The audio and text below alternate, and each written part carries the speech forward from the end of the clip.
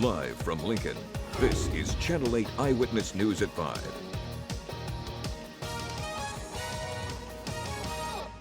When you have a disturbance and 2 people are killed, it makes it look as though there are system-wide failures.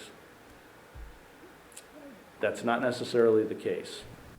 Corrections officials respond to the threat of a lawsuit. Good evening, everyone, and thank you for joining us. The ACLU threatened legal action if improvements weren't made within the Department of Corrections. Yeah, they sent a letter to Governor Ricketts demanding answers. Well, Channel 8 Eyewitness News reporter Rachel Hofstra joins us now with more. Rachel? Today, the head of corrections, Scott Frakes, responded to their concerns. The ACLU wanted the governor to call for an emergency and start allocating funding to fill job vacancies. They also say the prison population needs to be reduced or conditions need to be fixed. Since 2015, there have been several disturbances, a riot, an uprising, and prisoner deaths. Director Frakes basically says they're trying, they just need more time, and a lawsuit is not the answer. We both know that litigation is expensive, litigation is time-consuming, that takes a lot of resources. Much like the incidents that have been driven by the inmates have consumed resources that could have allowed us to make the prison system better, working through a lawsuit will have that same unfortunate negative impact.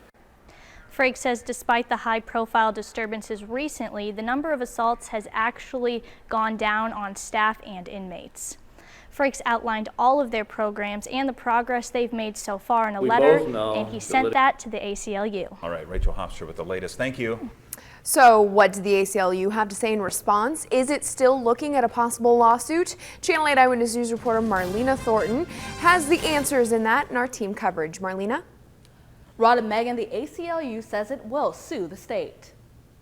Time is of the essence. The stakes are very high. We have no choice but to act. Its director Danielle Conrad says Nebraska's prison system is an emergency and needs immediate reform. She says while some progress has been made, these problems have been going on for years and it's not enough. Conrad says from recent incidents of violence and death shows a dysfunctional system.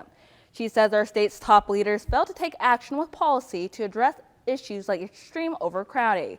So she says this lawsuit is mandatory.